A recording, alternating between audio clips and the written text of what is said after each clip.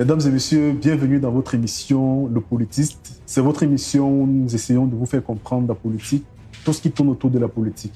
Durant nos deux premiers numéros, nous sommes beaucoup plus restés sur le processus électoral. Pour ce troisième numéro, on va vraiment essayer de clôturer tout ce qui concerne le processus électoral en Afrique subsaharienne. Alors, si vous êtes avec nous depuis le premier numéro, vous devez savoir que on a vu le processus électoral, qui était l'électeur. Dans le second numéro, nous avons parlé de la phase électorale. Dans ce numéro, nous allons nous attarder beaucoup plus sur la phase post-électorale, dans le cas du Cameroun. Alors, qu'est-ce qui se passe au Cameroun? Le Conseil constitutionnel a déclaré vainqueur Paul Biya. Issa Chiroma Bakary a contesté. Dans cette émission, nous allons essayer d'analyser à notre niveau ce qui se passe au Cameroun dans cette phase post-électorale. Avant d'arriver là, nous faisons un moment de pause pour rendre un vibrant hommage à cet homme que le Cameroun a perdu le 1er décembre 2025, Anissé Ekane. On se prend juste après le générique.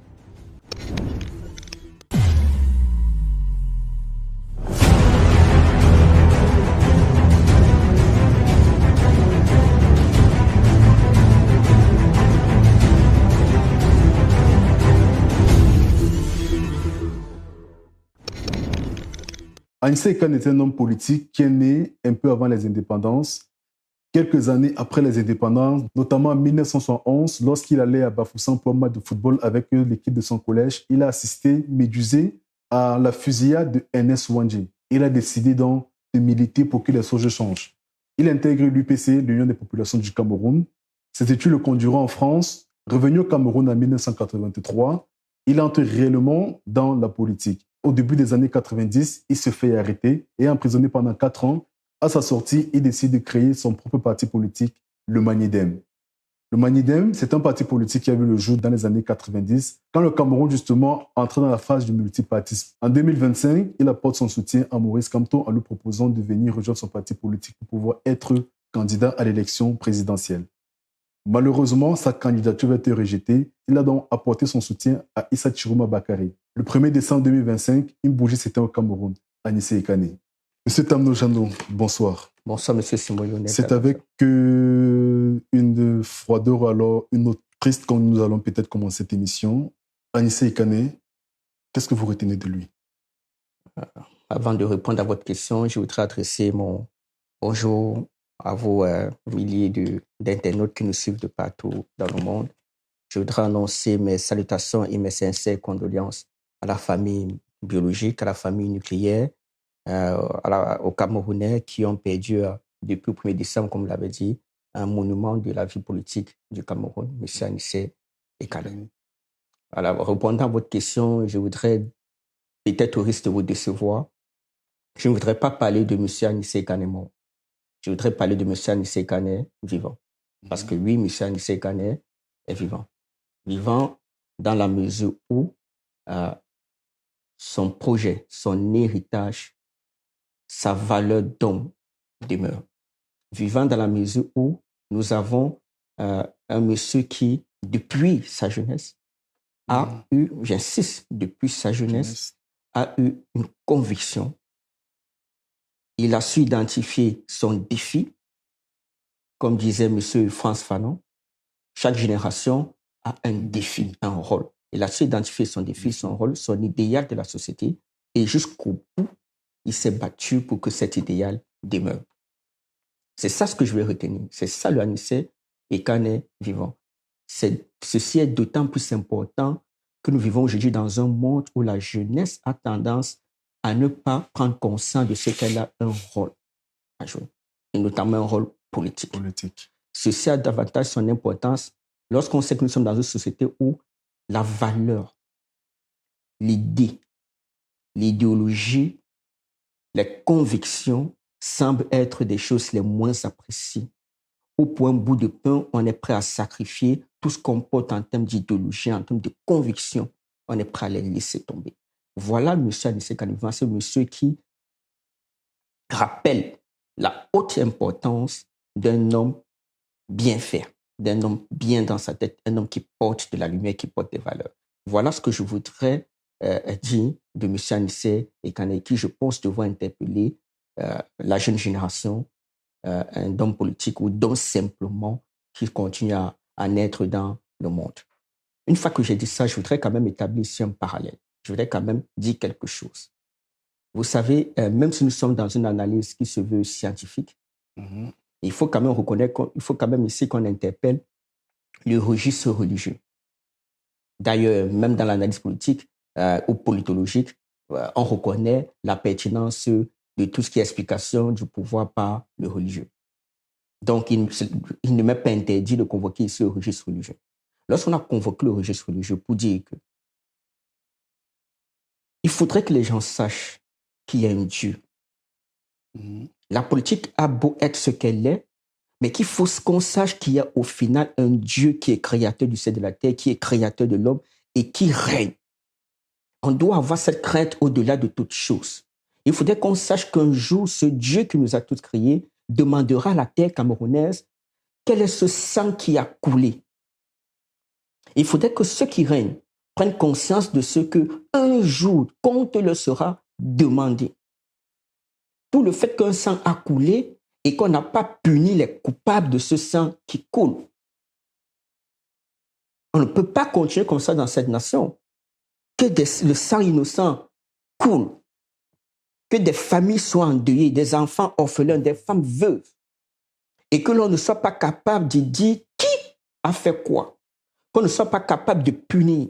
Mais ce sont des malédictions qu'on accumule contre la terre, contre l'État, contre les citoyens.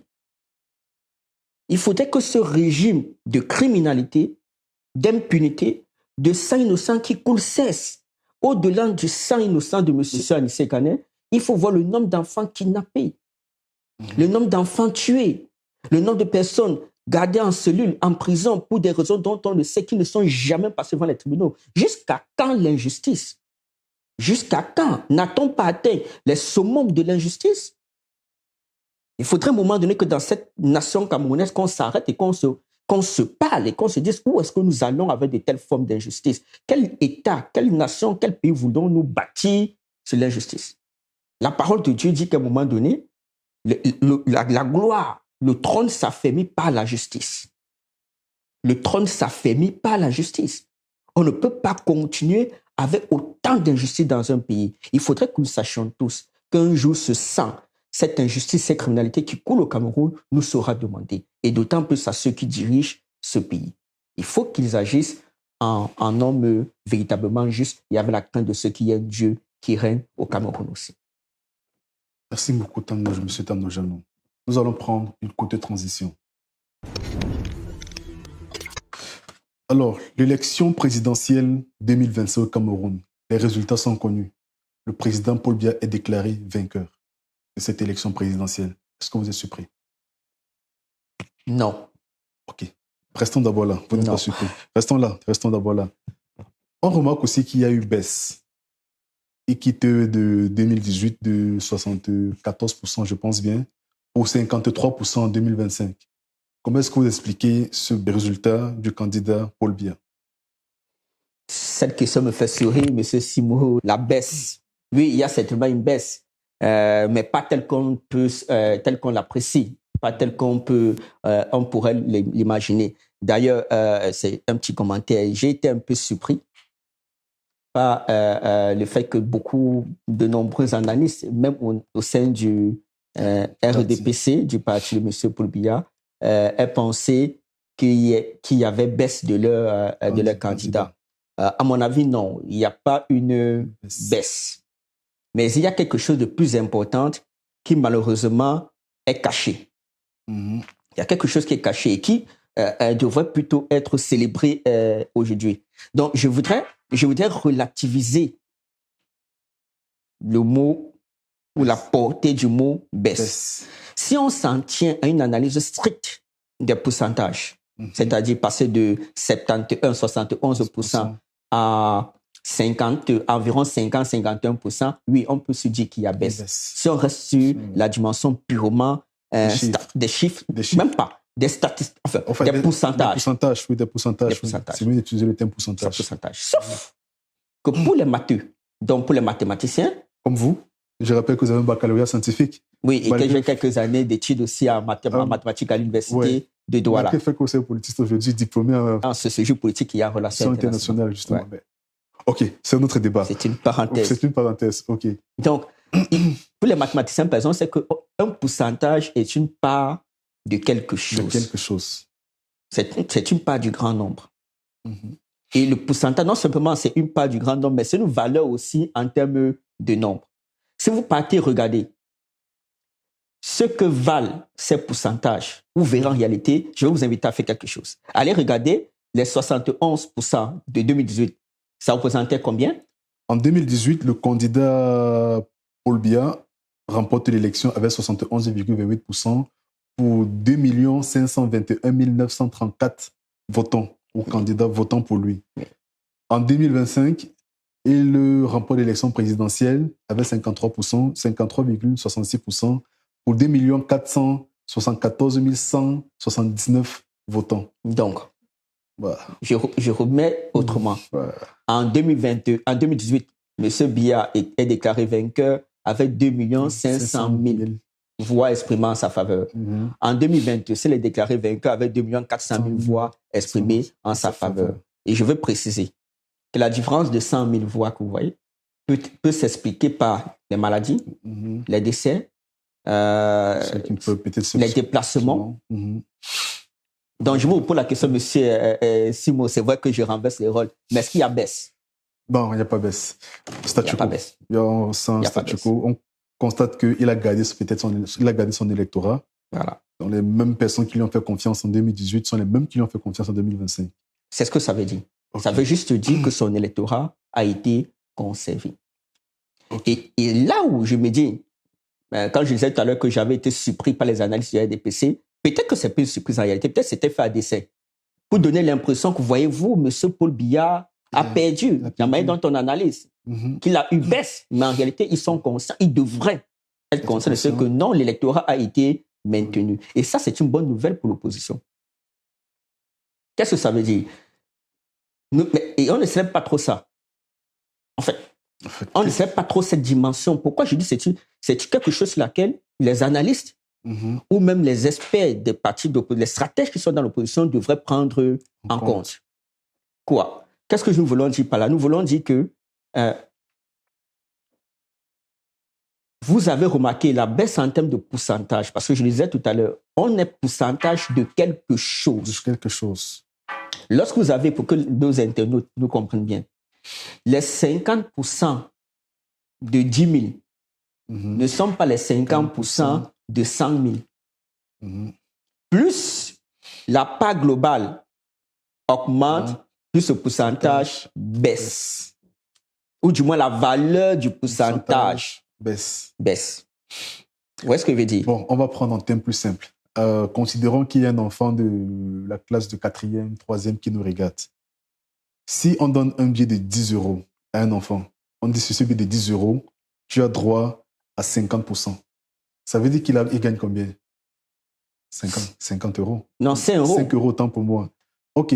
Si on va maintenant dans le même 5 €, on dit à ce même enfant, tu as droit à 50%. Il a droit à combien? À 2,50 €. Donc, on a gardé le thème toujours 50%, mais le chiffre n'est plus le même. La valeur n'est plus la même. C'est la même chose qui se passe avec l'élection présidentielle et qui donne l'impression que Paul Biya a baissé. Pourtant, il n'a pas baissé. Non. Il a gardé son même électorat. OK. Donc, techniquement, qu'est-ce que ça veut dire? Ça veut dire que dans tout le Cameroun, ou du moins dans parce qu'il faut rappeler, on l'a vu au premier numéro, qu'il y a eu de nouveaux inscrits. Il faut donc comprendre, il y a 1 500 000 nouveaux inscrits. Oui. Vous comprenez? Ouais. C'est-à-dire que dans les 1 500 000 nouveaux inscrits qui ont intégré le fichier électoral, quasiment personne n'est allé vers le RDPC. Le RDPC conserve un électorat de 2018. Okay. Ça veut dire que c'est un parti politique qui ne séduit plus. Il ne conserve que l'électorat qu'il a depuis la base, depuis un certain nombre d'années. C'est ça la bonne nouvelle. Cela voudrait dire que plus on va augmenter la taille de l'électorat, la taille du corps électoral, la taille de la population électorale, plus son pourcentage va baisser. Mais Cela voudrait dire que, puisqu'il n'est plus attractif, c'est l'information, ça veut dire. Donc, puisque vous prenez, vous envahissez cette arène électorale, plus vous avez des chances de gagner. C'est ce que ça veut dire concrètement. Il n'arrive plus à aller, le RDPC, qui normalement devrait être la machine électorale, n'arrive plus à aller grignoter les voix à gauche, à droite. À gauche et à droite. Vous comprenez? Je comprends. C'est peut-être dans ce sens qu'il disait qu'ils prennent note des informations sur le terrain, mais est-ce que l'opposition prend note de cette manière-là? Sur le terrain. Sur le terrain. Je ne pense pas. Alors, vous voyez que c'est ce qui aurait pu, pendant la crise post-électorale, ce discours qui n'a pas été dit, cette façon d'analyser le résultat qui n'a pas été dite, peut justement donner l'impression à la population qu'elle a perdu. Pourtant, là, il y a un signe. Il y a un message qui est de dire, ce monsieur n'a que ces 2 millions de personnes. Et peut-être qu'à la prochaine élection 2032, il y aura encore des départs. Pour caisse de vieillissement, pour cause de décès, pour cause de maladie, donc on va chuter. Et plus vous allez entrer, si ce n'est plus attractif, plus on sera fort. L'opposition sera forte. L'opposition, justement, je n'ai pas de... Donc, il y a quelque chose là qui devrait être plutôt un message qui devrait être encourageant pour la partie de la population qui est pro-opposition. Donc, voilà à peu près sur l'analyse qu'on peut faire du résultat de monsieur... du conseil, de la proclamation des résultats par le Conseil constitutionnel. Du moment qui concerne monsieur Paul Biya. Ok. Et souvenez-vous, il faudrait quand même qu'on revienne sur ça. Le fichier. Le fichier. J'allais vous poser cette question justement. Ouais. Il faudrait qu'on revienne sur ça parce que, vous voyez, ça trouve écho à ce que nous disions. Que dès le début de la phase préélectorale, le candidat Kamto insistait sur le fichier électoral, que ça soit mis à la disposition de tout le monde. Tout le monde. C'est un fichier qui est important. Le débat aussi est important. Mais bien plus, lors de notre première mission, on disait que pour le RDPC, et pour le candidat Biya qui l'avait investi, il fallait tout faire pour que le fichier électoral soit maîtrisé et contrôlé. Il fallait tout faire pour qu'on ne dépasse pas un seuil de nouveaux inscrits de 2 millions. Rappelez-vous, on s'était dit qu'il y avait un ensemble de stratagèmes qui avait été mis en place pour que justement on reste à 1 500 000. Du moins, ils ont tout fait pour pas qu'on atteigne les 2 millions qui auraient été synonymes de défaites probables. J'ai dit bien minimum de 2 millions. Parce que si vous avez les 2 millions, il est aussi possible que les 2 millions partent se redistribuer entre les différents candidats d'opposition qui étaient présents. Donc, il faut quand même, ce qui est vrai, c'est qu'à partir de 2 millions de nouveaux inscrits, on peut espérer que M.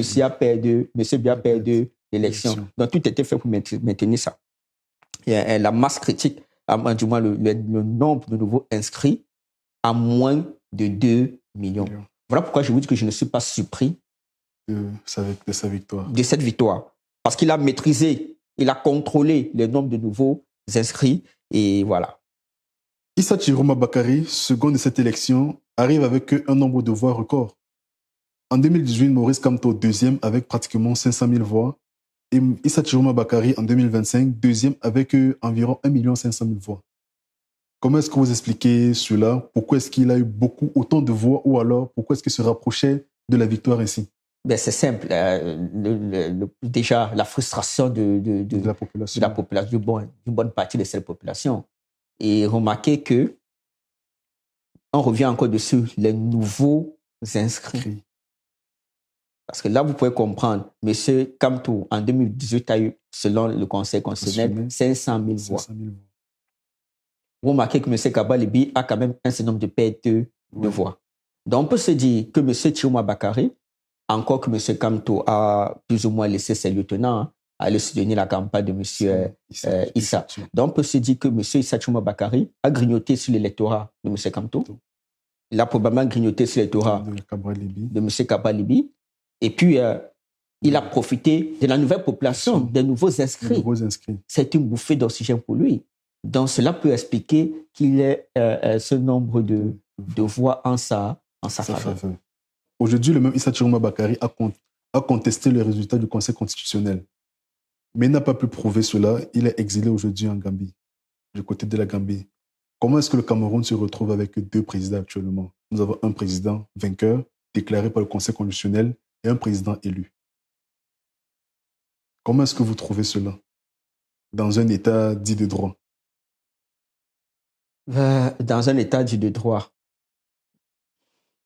on pourrait se dire que c'est une situation anormale. Dans un état d'homme politique, oui, on se dirait que nous sommes dans la lutte politique. On se dirait que nous sommes dans une tendance qu'on observe, qu'on soit au Cameroun, qu'on soit en Côte d'Ivoire, qu'on soit au Gabon, qu'on soit aux États-Unis. Ça arrive justement que des acteurs politiques prennent sur eux de rejeter le verdict des résultats tels que programmés par l'institution habilitée. Est-ce que le problème n'est donc pas la crédibilité de l'organe qui est en charge de l'élection présidentielle au Cameroun? Il faut bien qu'on se comprenne ici. Pour moi, le problème, parce qu'en fait, ce que vous posez comme question, c'est de dire, au lendemain de l'élection au Cameroun, nous avons deux présidents, un déclaré élu et qui rejette les résultats proclamés par le Conseil constitutionnel, et un autre qui accepte qu'il a gagné et qu'il est finalement le président effectif, le président qui est là, qui règne, qui siège au palais. Votre question, c'est pourquoi est-ce qu'au lendemain de l'élection, on a deux résultats? Est-ce que si le fait qu'on ait deux présidents ne signifie pas que l'organe qui l'a déclaré, qui a donné les résultats, n'est pas crédible? Moi, je dis que ce n'est pas la crédibilité du Conseil constitutionnel qui ici pose le problème, qui entraîne cette situation. Ce n'est pas sa crédibilité. Pour autant, je ne dis pas que le Conseil est crédible. Ou je ne dis pas que le Conseil n'est pas crédible. Je dis que ce n'est pas ça le problème. Où est donc le problème? Pourquoi est-ce que ce n'est pas ça le problème? Avant d'arriver sur où est le problème, pourquoi est-ce que ce n'est pas ça le problème? Parce que c'est quand même depuis plusieurs années, au moins 7 ans, qu'il y a des critiques qui sont soulevées contre le Conseil constitutionnel. Parce que depuis au moins 7 ans, y compris par l'organe de gestion des élections, il y a des voix qui se lèvent pour dire qu'il faut reformer le code électoral. Donc pour moi, c'est moins la question de la légitimité. C'est le temps, puisque vous avez quand même quelqu'un comme M. Issa Chuma Bakari, 20 ans à l'intérieur du système, qui doit donc bien connaître comment fonctionne le Conseil constitutionnel. Rappelez-vous, qu'en 2018, M. Kamto était à sa même posture. Et il rappelait que M. Kamto devrait écouter ce que dit le Conseil constitutionnel. Rappelez-vous qu'en 2025, dans le cadre de cette même élection, il a accepté que le Conseil constitutionnel acte sa candidature. Et rejette. Il a aussi accepté que le Conseil constitutionnel rejette la candidature. Du moins, il ne s'est pas soustrait au processus. Lorsque la candidature de M. Kamto Maurice a été rejetée, du professeur Kamto Maurice a été rejetée. Donc, fort de tous ces éléments, je dis, le problème n'est pas la légitimité ou pas du Conseil constitutionnel.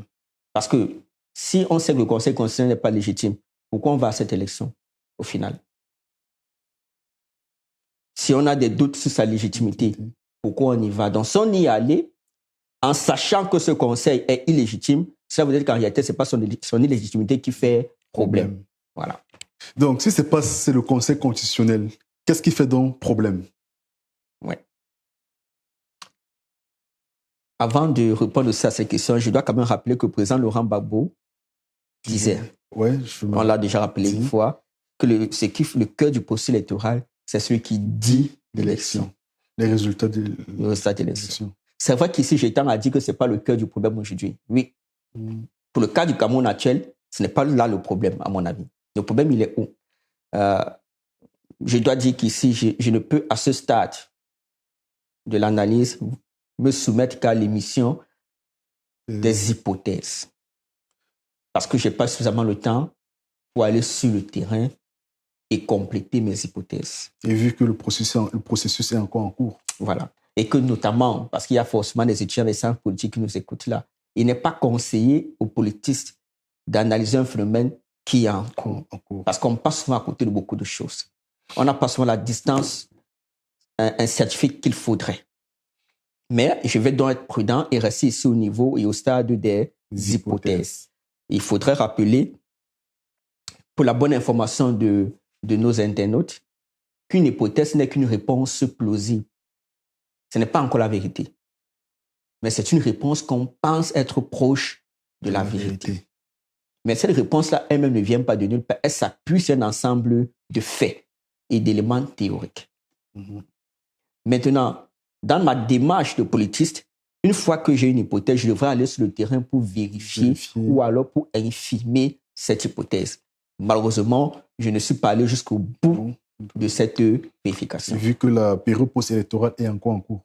Oui, non seulement qu'elle est encore en cours et qu'il est quand même difficile d'entrer en contact avec les acteurs directement concernés. Il me serait aujourd'hui difficile de dire que je vais causer avec M. Issa Chouma Bakary par un entretien pour véritablement collecter les données qui me permettraient d'infirmer de confiance que j'ai à dire, ou bien maintenant d'aller rencontrer le ministre Atanga du ministre de l'administration territoriale pour véritablement avoir les informations dont j'ai besoin. Donc là, techniquement, ma collecte de données pour infirmer ou pour confirmer mon hypothèse, pour l'instant, pose problème. Donc, je voudrais ici partager avec vos internautes, avec nos internautes, les hypothèses que j'émets. Elles sont au nombre de combien, vos hypothèses? Deux hypothèses. Deux hypothèses. Ouais. Alors, chers internautes, avant de suivre les deux hypothèses de M. Tano Jano, nous allons prendre cette courte transition et on se voit juste après pour les deux hypothèses. Vous avez des colis ou des marchandises à expédier de l'Europe ou de la Chine vers le Cameroun. Faites confiance en Sigma Logistique, votre partenaire de confiance pour un service rapide et sécurisé.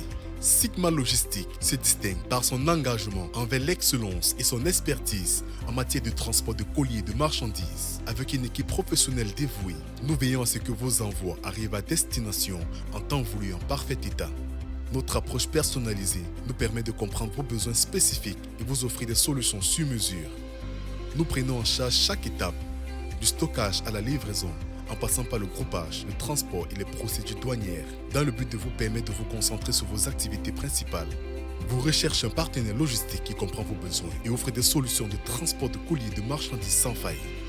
Contactez dès aujourd'hui Sigma Logistique et découvrez comment nous pouvons vous aider à expédier vos colis en toute tranquillité.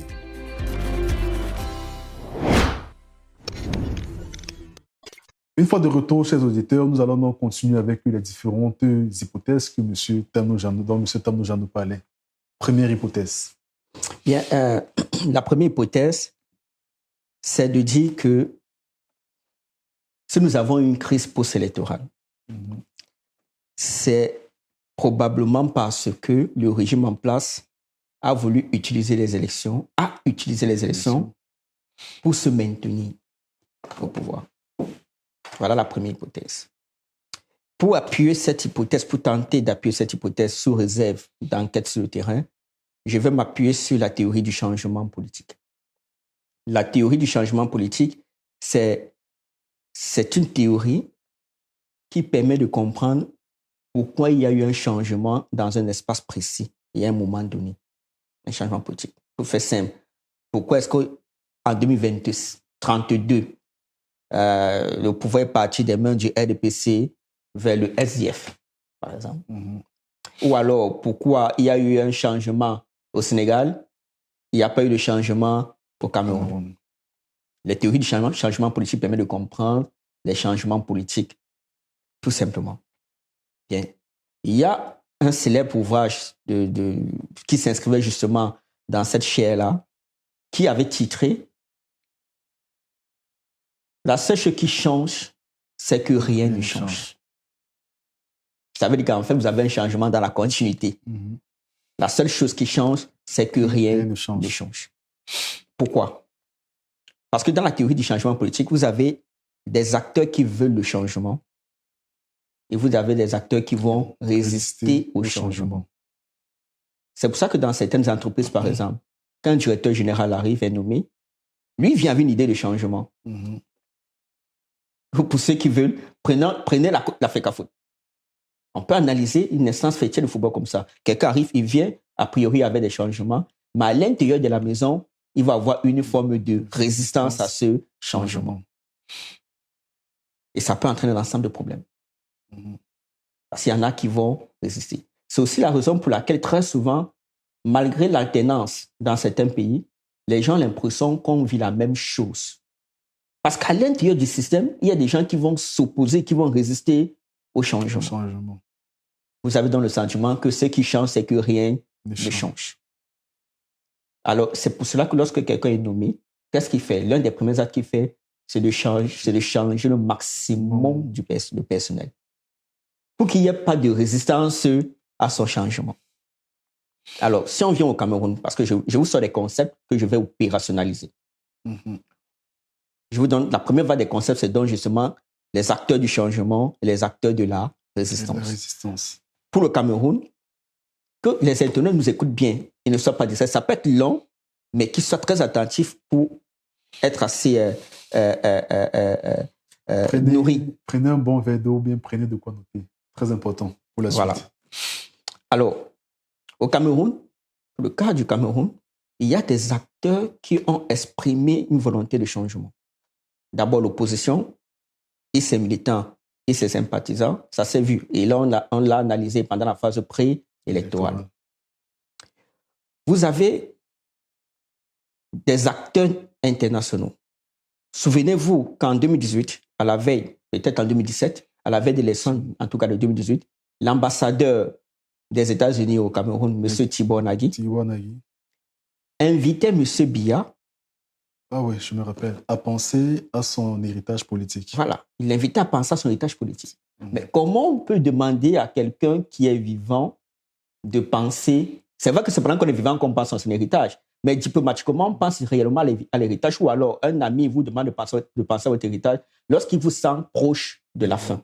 Oui. Quand vous êtes couché peut-être sur votre lit de malade, quand peut-être vous... Voilà, on sent que ça ne va plus sur vous, quoi. Après, peut-être que sur d'autres espaces, on ne comprendrait pas ça comme ça. Ça peut être normal de parler d'héritage, mais dans l'espace anthropologique africain, l'héritage est lié à la mort. Bien. Deuxième élément, M. Tibor Nagy va convoquer le président patriarche Nelson Mandela pour dire à M. Biya qu'il faudrait qu'il s'inscrive dans la lignée de Nelson Mandela. Or, en l'occurrence, dans ce cas d'espèce, M. Nelson Mandela est décédé. Donc, M. Tibor Nagy, de manière diplomatique, disait qu'il faut changer M. Biya à la tête du Cameroun, qu'il faudrait qu'il pense à ce qui doit partir.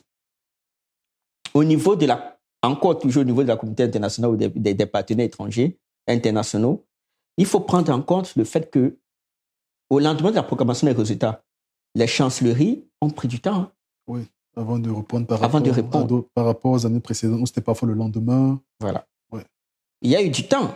C'est vrai que ce temps aussi peut s'expliquer par la tension post-électorale qui a suivi, mais il y a eu du temps. Il y a peu de... Et même quand ils ont finalement réagi, les félicitations, la reconnaissance de cette victoire ne s'est pas faite de manière hautement formelle. Je veux dire hautement explicite. Il n'y a pas de félicitations pour votre réélection, sauf quelques pays. J'ai analysé quelques-unes. Voilà, c'était peut-être pas, comme vous le dites, félicitations directement. C'était, on a pris acte, on sait que vous avez été réélu. Voilà, c'était vraiment pas des félicitations comme les années précédentes. Voilà. Oui, là, vous avez raison. Donc, ces petits éléments sont comme des signes qui montrent qu'il y avait quand même une volonté ou une pression de changement au Cameroun. Face à cette volonté ou pression de changement, vous avez la résistance dont on parlait. Quel est le fait qui marque cette résistance? Il est simple, c'est la candidature de M. Biya. Au-delà de sa simple candidature, c'est quand même sa présence sur le terrain. Vous me direz une seule fois, soit, mais il était quand même sur le terrain pour battre campagne. Quand même, oui, même c'est une seule fois, il a quand même battu campagne. Il y a été. Ça montre au moins que, parce que vous avez un docteur au Cameroun, en Saint-Potier, qui disait quand le corps représente, je pense le docteur professeur Médou, à l'université de Douala, qui le disait, il a sorti tout un travail sur quand le corps représente en politique. Cela vous dit qu'il fallait au moins que, quand on dit qu'il n'y ait pas de doute, est-ce que c'est vraiment M. Biya qui est candidat? Il fallait que le corps, qu'on voie que le corps, le physique, que c'est réellement lui. Vous l'avez donc vu à la campagne. Ce qui veut donc dire qu'il y avait au Cameroun dans tête des éléments de changement, ils sont ceux qui veulent et celui qui résiste. Sauf que cette résistance ne doit pas se faire de manière non démocratique. Cette résistance doit se faire de manière à ce que ceux qui veulent le changement acceptent que la résistance a gagné. Ou qu'ils acceptent que dans leur changement, ils n'ont pas gagné. Et la seule manière de le faire, c'est d'utiliser justement le mécanisme qui est utilisé pour le changement, c'est-à-dire l'élection. Il va falloir utiliser l'élection pour montrer que le changement n'a pas eu lieu de manière normale. Vous comprenez? Alors, pour arriver à cette fin, qu'est-ce qu'il faut? En sens politique, on nous dit, pour bien interpréter aussi le changement qui a eu lieu ou qui n'a pas lieu, il faut aussi tenir compte qui sont les acteurs du changement et quel est le contexte du changement. Pour le contexte, quel est le contexte de cette élection? C'est que, et ça on l'oublie très souvent, le Cameroun organise son élection sous fonds propres.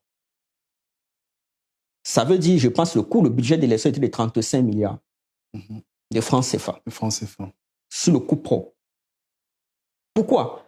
Parce qu'il faut limiter la portée de l'acteur du changement. Si c'est la communauté internationale qui finance ce changement, alors elle vous impose le résultat. La Côte d'Ivoire nous parle de 2010-2011. Donc, on va organiser l'élection sous fonds propres. Premier élément. Deuxième élément, souvenez-vous, on va tout faire pour que l'administration reste au cœur du processus. On l'a dit au numéro 1, au numéro 2, on n'y reviendra pas. On va faire un retoilettage de l'armée camerounaise à quelques mois de l'élection. Voilà le contexte dans lequel l'élection va se produire. Ça veut dire que même si on veut passer en coup de force pour le changement, on réaménage l'armée. Même si on veut utiliser le fait que c'est nous qui avons financé l'élection, on bloque en faisant ce fonds propres. Et enfin, on se rassure qu'on a quand même un acteur qui reste dans le processus. Voilà le contexte. Le second élément, donc, ce sont les acteurs. Pour que la résistance se montre démocratique, parce que c'est un combat entre ceux qui veulent changer et ceux qui veulent résister. Pour qu'on gagne normalement, le deuxième élément, c'est qu'on va contrôler l'acteur. Qui est l'acteur? C'est celui qui vote. Ça, on l'a aussi déjà dit. Il sera contrôlé à partir du mécanisme du contrôle social. On l'a évoqué au numéro 1, au numéro 2, même tout à l'heure en début de l'émission, on l'a évoqué. Deuxième acteur à contrôler, c'est l'opposition. On doit écarter le candidat qui peut créer le plus de problèmes. Il faut fabriquer un autre opposant qui puisse être crédible. En ce moment-là, on aura le décor parfait. Nous sommes allés à l'élection avec un candidat crédible et nous avons gagné. Donc, finalement, on va utiliser l'élection, on va utiliser le candidat pour dire qu'on a gagné. Mais pour que ce soit crédible, pour qu'on n'ait pas le passé, ça peut être trop facile. Bon, on sait que c'est fabriqué, tout ça, c'est une scène. Mais pour que cela soit crédible, qu'est-ce qu'il faut? Il faut qu'on ait un candidat qui montre qu'il a un discours de changement radical. Il faut qu'on ait un candidat qui soit capable de nous dire « je vais revendiquer ces vidéos au prix de ma vie ». Il faut qu'il y ait un candidat qui montre à la population que on va tout faire, on va tout gâter. Alors quand vous regardez le casting du gouvernement, quel est cet homme? Quand vous regardez, vous dites, il faut qu'il y ait un homme qui, par le passé, a montré son engagement politique, qu'il était un opposant qui pouvait être assez farouche, qui a fait de la prison, qui peut avoir un charisme orateur impressionnant. C'est-à-dire, parce qu'en démocratie, c'est aussi c'est le verbe. Il faut quelqu'un qui parle bien, qui a une statue, qui aussi peut montrer qu'il n'a pas faim. Vous voyez? Et justement, vous avez donc M. Issa Tchoumo Bakari, qui coche toutes ces cases-là. Vous avez reconnu ses discours. Et même vous vous rappelez sur Internet, les gens qui disaient, il est au moins le seul qui peut revendiquer. Quand on regarde l'opposition qui est là, les autres ne peuvent pas. Lui, au moins, peut dire que je vais revendiquer. Voilà pourquoi on peut se dire, parce que votre question, c'est ça, qu'est-ce qui peut expliquer qu'il y a deux présidents ou bien qu'il y a une crise post-électorale? Ce qui explique donc ça, c'est qu'on veut légitimer, il faut qu'on montre que c'était réellement une campagne électorale sérieuse. On ne faisait pas de la figuration, on voulait vraiment gagner, il y a vraiment une bataille, etc.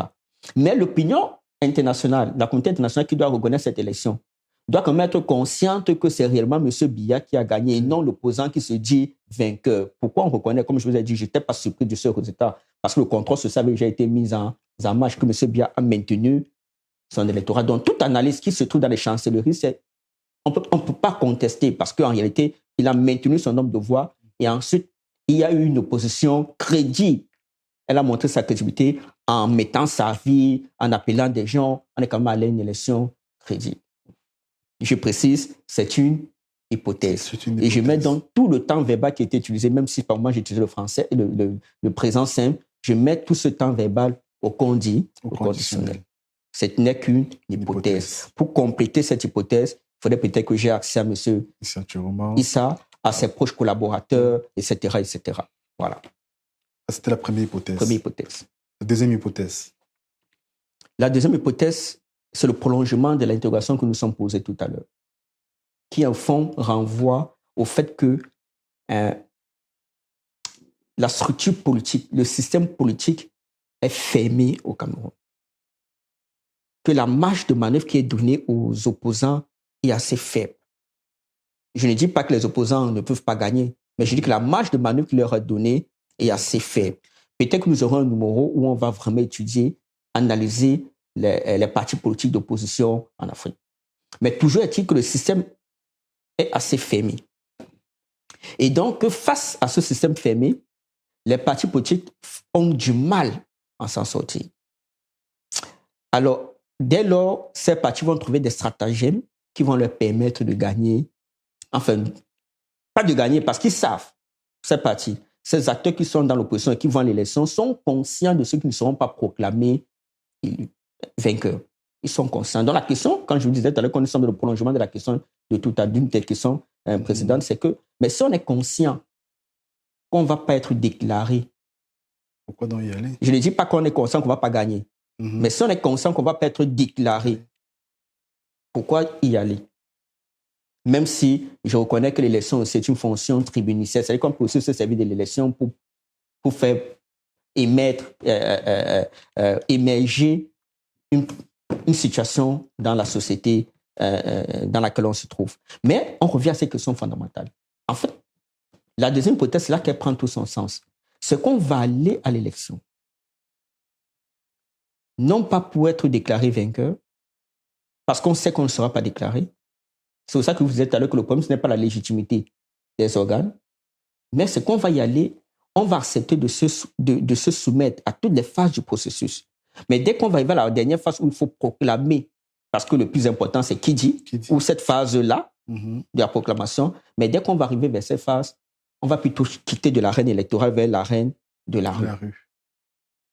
Donc l'idée, ce sera de dire, on va se servir de cette élection, où c'est le moment où l'attention est portée sur l'élection, où c'est le moment où la population c'est le meilleur moment où la population vraiment est portée dans l'élection. On va donc aller jusqu'au processus, mais avant qu'on arrive à cette phase-là, ou après cette phase-là, on met tout en marche pour que la population se mette dans la rue. Et une fois la population dans la rue, l'armée peut prendre la relève, ou alors la pression internationale peut prendre le relève et ça entraîne dans le changement politique. Voilà donc ce qui s'est passé. Et la question, comme on se disait déjà au deuxième numéro, est-ce que donc l'opposition peut avoir les ressources nécessaires pour mener à bien une telle stratégie sur la rue? Voilà. Vu que ça nécessite de la ressource humaine, des finances.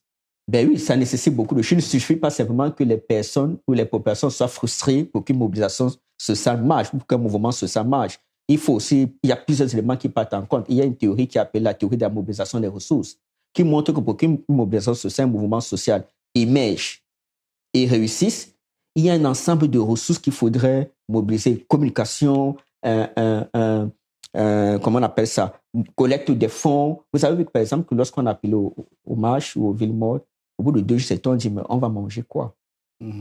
Ou alors, quand les récents appels aux villes mortes, on dit, mais nous sommes en décembre. Est-ce que vous avez pensé à ce que nous va manger en décembre? Donc, tout ça en termes de timing, en termes de période, est-ce que tout ça est calculé? Il faut un ensemble d'éléments pour pouvoir réussir un mouvement social. Merci beaucoup pour ces explications. On prend une petite transition et on se prend juste après.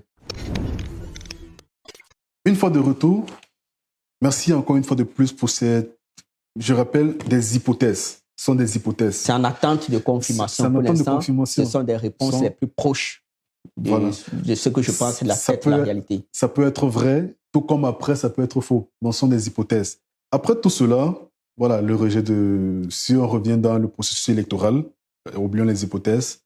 Après tout cela, on se rend donc compte que, est-ce que l'élection présidentielle a sa place au Cameroun? Est-ce qu'il ne faudrait pas tout simplement supprimer cela? Est-ce que ce n'est pas une perte de temps, une perte d'argent, une perte d'énergie? Puisqu'on sait déjà à la fin, voilà, je ne veux pas dire le mot, mais... Non.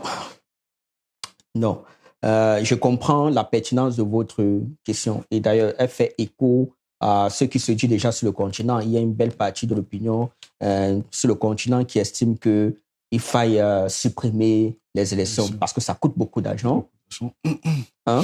Deux, parce que ça entraîne pas mal de crises post-électorales, souvent qui durent 5 ans, 7 ans, où le pays peut être paralysé. C'est en train de perdre en vies humaines, c'est en train de dégâts. Au lieu de construire, de continuer à construire le pays, on est obligé de recommencer la construction. Donc, on a l'impression que chaque 5 ans, chaque 4 ans, chaque 7 ans, l'Afrique ou le Cameroun fait du surplace. Et fort de cet argumentaire, on peut estimer que oui, il faut supprimer l'élection. Mais ma position, c'est que non. Sinon, comment on fait donc pour choisir nos dirigeants? J'ai une petite anecdote. Quand je préparais cette émission, j'ai eu un entretien avec un monsieur. Voilà, monsieur qui finit la cinquantaine, il entre dans la soixantaine. Il me disait, on se rend compte que chaque fois qu'il y a élection dans certains pays en Afrique, il y a des troupes, il y a des morts, il y a ceci, il y a des casses, tout. Et à la fin, on garde le même président. Il m'a dit, ça m'a fait rire, quoi. Il me dit, mieux le prochain président qui arrive au Cameroun, après Paul Biya, on lui donne une fois le gouvernement à vie. Là, ça fait qu'on économise en argent, que l'élection présidentielle coûte beaucoup d'argent et avec cet argent, on peut faire beaucoup de choses pour les jeunes avec. On peut construire des écoles, on peut construire des hôpitaux. Est-ce que, voilà, vous allez dans le même sens que ce vieux? Non. Donc, il faut une alternance ou alors il faut changer le mode de désignation du président de la République au Cameroun. Changer le mode, je ne pense pas. L'élection, à mon avis, doit être le mode maintenu. Je ne pense pas qu'il faille supprimer l'élection, que ce soit au Cameroun, que ce soit en Afrique. Vous savez... oui? Je ne voulais pas dire changer le mode, le processus.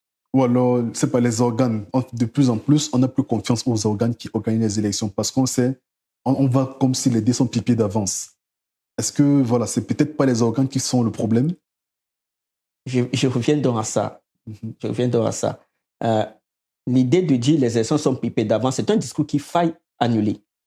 C'est un discours qu'il faudrait plus qu'on prononce. C'est pour ça que je vous ai dit, sur les propos précédents, ou même dès le début, nous avons dit, au niveau de l'analyse des résultats, qu'on a sous-estimé le fait, ou on n'a pas suffisamment mis en lumière le fait qu'il y ait de nouveaux inscrits. Et que finalement, le régime était mis en mal. Oui. Ils ont dû... Vous comprenez? Ça veut dire que c'est possible de gagner l'élection. C'est possible. Il faut une meilleure stratégie, il faut une meilleure présence. On va revenir sur ces éléments. C'est possible. Mais je voudrais revenir sur quelque chose. Votre anecdote que vous avez expliquée tout à l'heure, qui résume parfaitement la situation. Mais pour répondre à ce genre de questions, je vais encore de nouveau convoquer le registre religieux. Vous savez, pour les chrétiens, et que si les non-chrétiens me pardonnent, mais c'est la référence que j'ai pour l'instant en mémoire. L'Ecclésiaste va dire, il n'y a rien de nouveau sous le soleil. Ce qui se fait aujourd'hui, c'est fait avant. Il va se faire demain. Et ça va se faire demain. Ce qui s'est fait aujourd'hui et qu'on a oublié, même demain on oubliera ce qui s'est fait maintenant, mais il n'y a rien de nouveau. Tout est poursuite du vent, mais je laisse à partir, tout est poursuite du vent. Je ne la retranche pas, mais je n'utilise pas aujourd'hui. Il n'y a rien de nouveau. Cela voudrait dire quoi? Lorsqu'il n'y a rien de nouveau et que ce qui se fait aujourd'hui, c'est fait avant. Cela voudrait dire qu'on ne crée rien. Si vous voulez, moi, quand je prends une telle phrase, une telle profondeur d'enseignement et que j'essaie de déporter vers l'analyse politologique, cela m'amène à comprendre que par moment, pour comprendre des phénomènes, il faut rentrer dans l'histoire pour savoir que cela s'est fait avant et voilà quelle a été la conséquence. Vous comprenez? En Sampochi, on appelle ça la perspective de la longue durée. Alors, si je reviens à ce que le monsieur disait, en fait, il nous demande de devenir une forme de monarchie. Effectivement. Vous comprenez? Mais nous sommes la démocratie, justement, pas de là.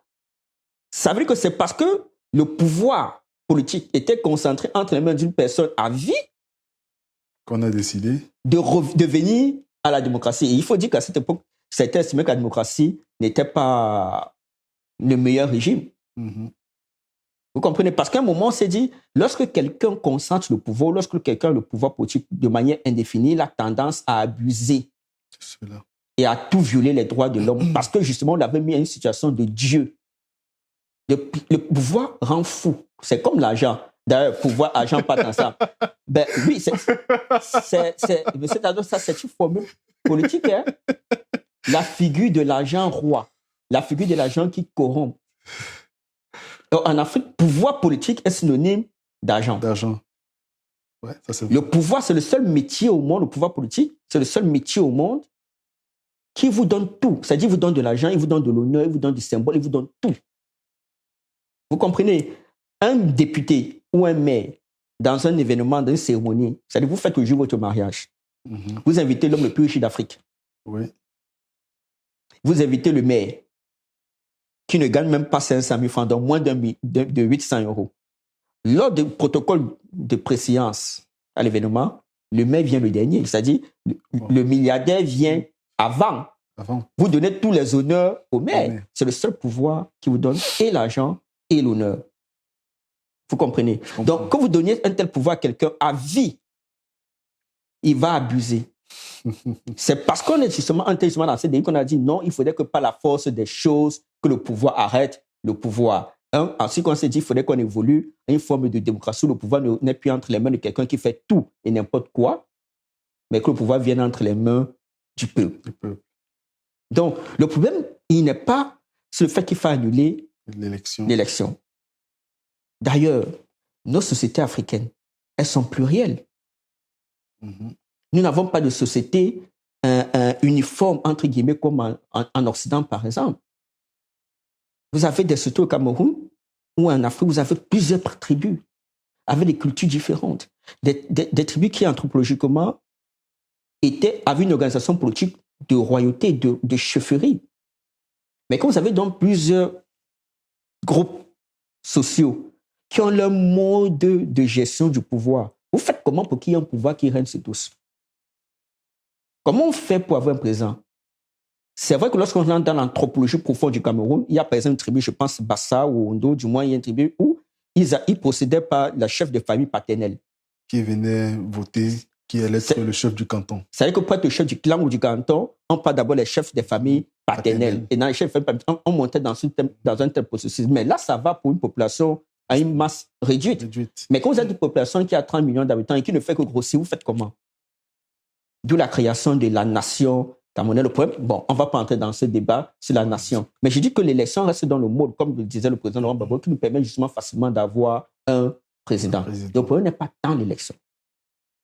À mon avis, ce n'est pas l'élection qu'il faille supprimer. Par contre, ce qu'il faudrait faire, je ne sais pas si c'est... J'imagine que c'est la question que vous vous posez. C'est la réponse que j'attends. Voilà. Ce que vous allez dire de toutes les façons. Je pense. Là, c'est plus une hypothèse. Non, ce n'est plus une hypothèse. Ça nous rassure. Je vais même m'appuyer sur des théories. Vous savez, on peut penser que la démocratie, que l'élection échoue et donc la démocratie, parce que voilà, ça ne sert à rien en Afrique au final, comme on estime là. Mais en réalité, quand l'élection qui a échoué pose un problème dans le fonctionnement de la démocratie. Et dans le fonctionnement de la démocratie, il y a un problème qui est soulevé depuis des siècles, qui n'est pas lié au Cameroun seul. C'est quoi? Je formule ce problème sous forme de question. Pourquoi la majorité ne participe pas? Parce que figurez-vous, la démocratie, c'est quoi? C'est la participation. C'est le fait que le véritable détenteur du pouvoir politique, c'est le peuple.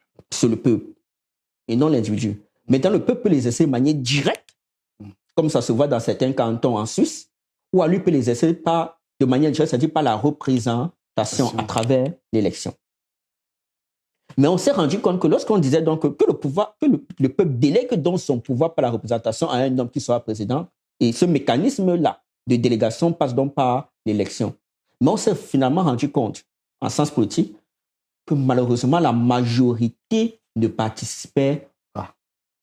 C'est le problème. Vous comprenez? Mais voyez-vous, M. Pobia quand même est élu avec 2 millions de voix. Si une population, ça veut dire que vous avez 18 millions 28 millions de Camerounais qui ne l'ont pas choisi. Bon, à ces 28 millions, on doit enlever ceux qui ne sont pas en âge, en capacité électorale, en capacité de voter. Je reviens sur quelques chiffres. Ceux qui sont inscrits sur les listes électorales dans les participants, il y a 8 millions environ, un peu plus de 8 millions.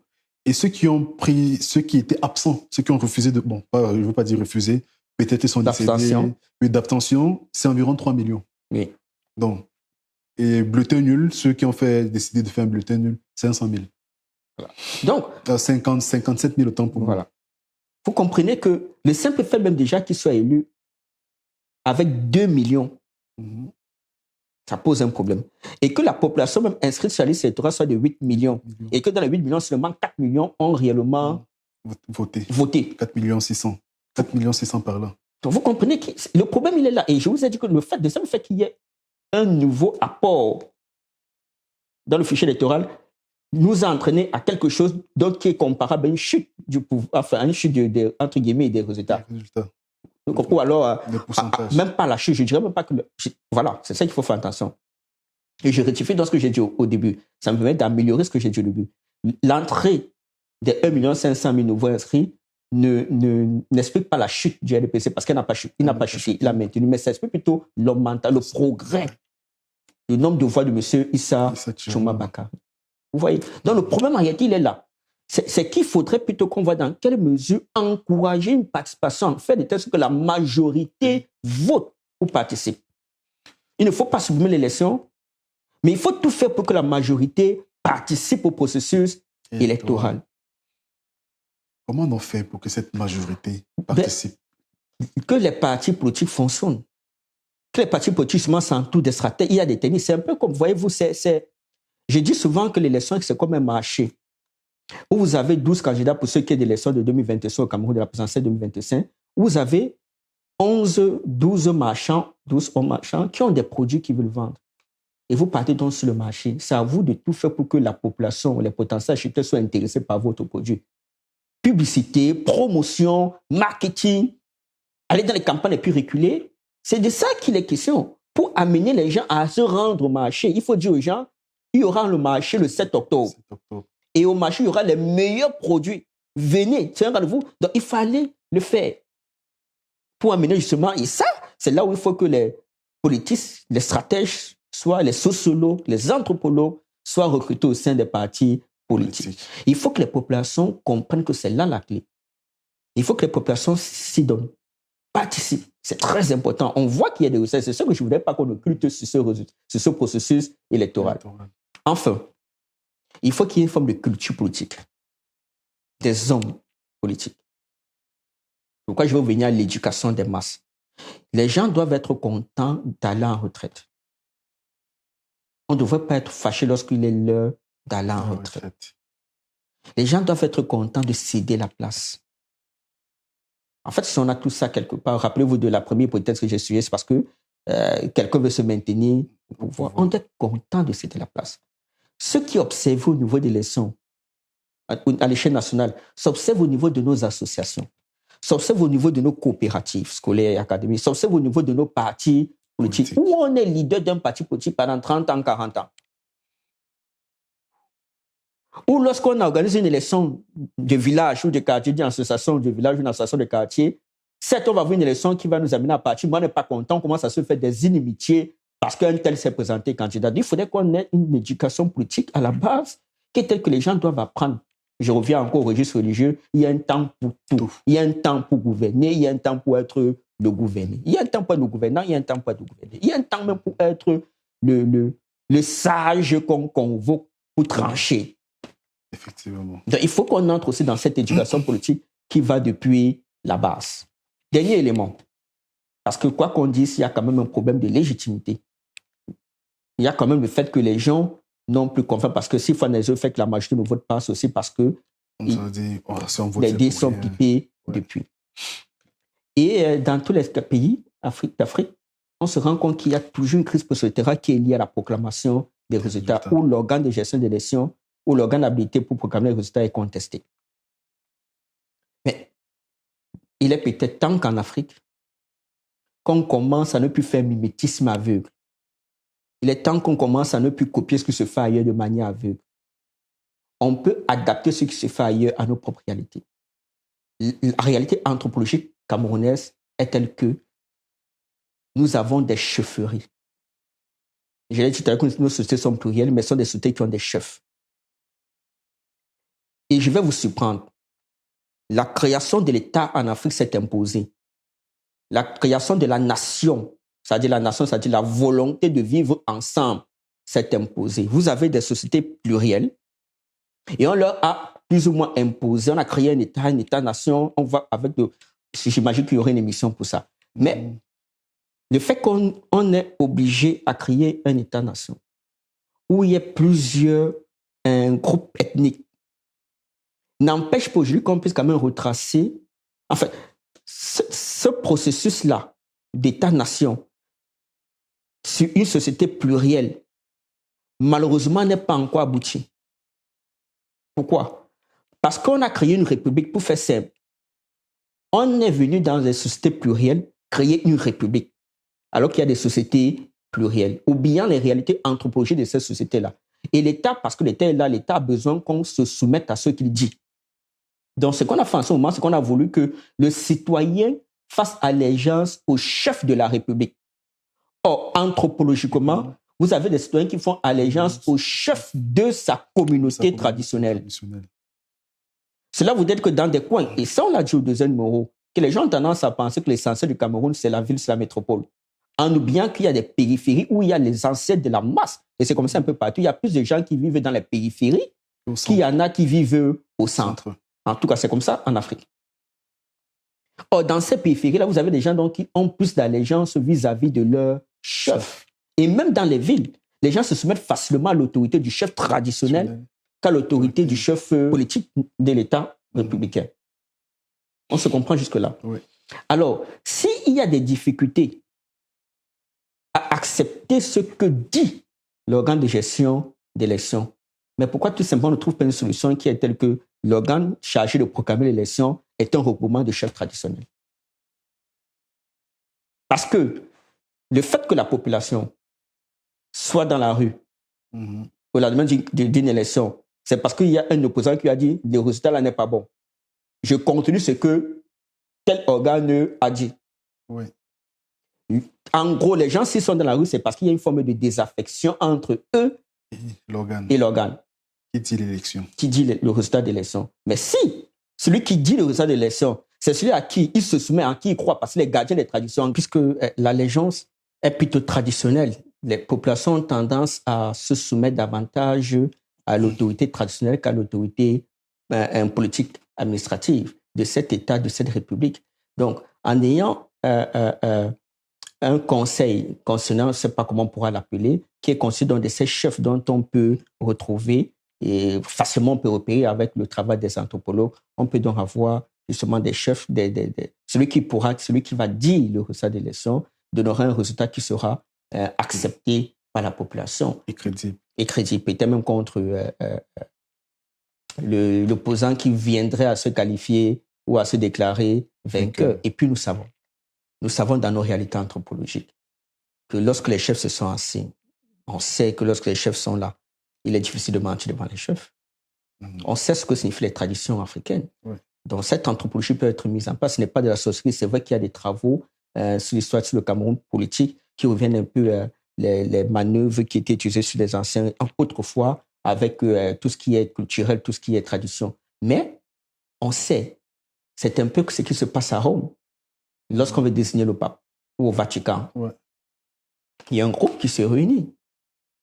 Mais la même formule, mais de manière, on peut avoir un groupe traditionnel, gardien de certaines traditions, de certaines valeurs, symboles traditionnels, qui justement peut vous amener à accepter tous le verdict des élections. Des élections. Donc, il y a cette formule anthropologique qui existe. Vous savez, par exemple, dans les pays bantous, lorsque vous allez sur le chef, on vous accuse à tort ou à raison pour une ou deux choses, le chef à quel petit tu l'as buvé, ça y est.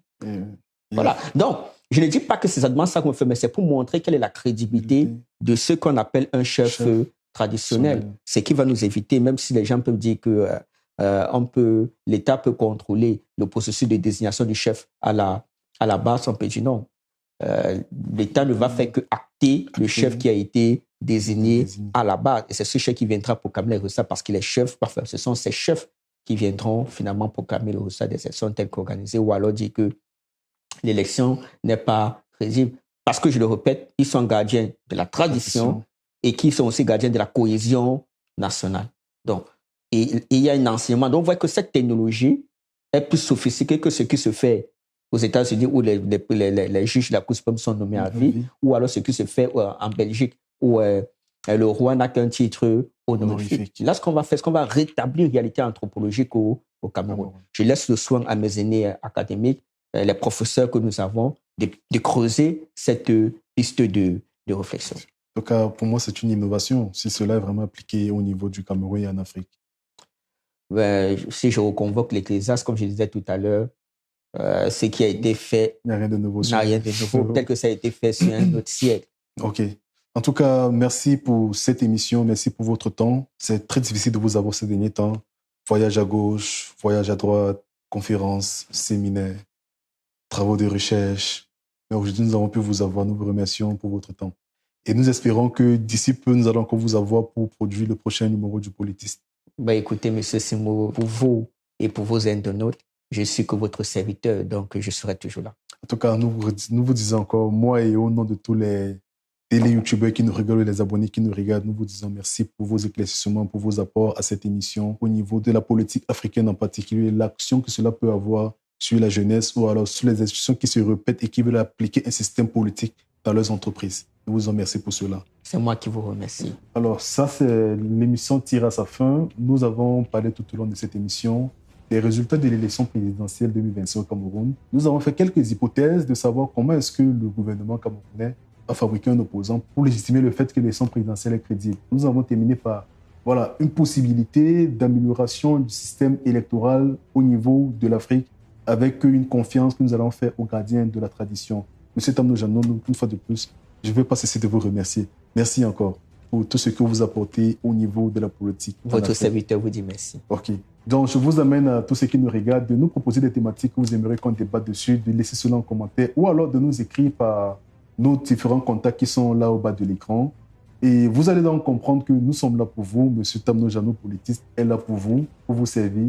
Il est là pour vous faire comprendre la politique parce qu'au final, si on ne fait pas la politique, c'est la politique qui nous fera. Merci beaucoup, monsieur Tamno Janou. Je vous en prie.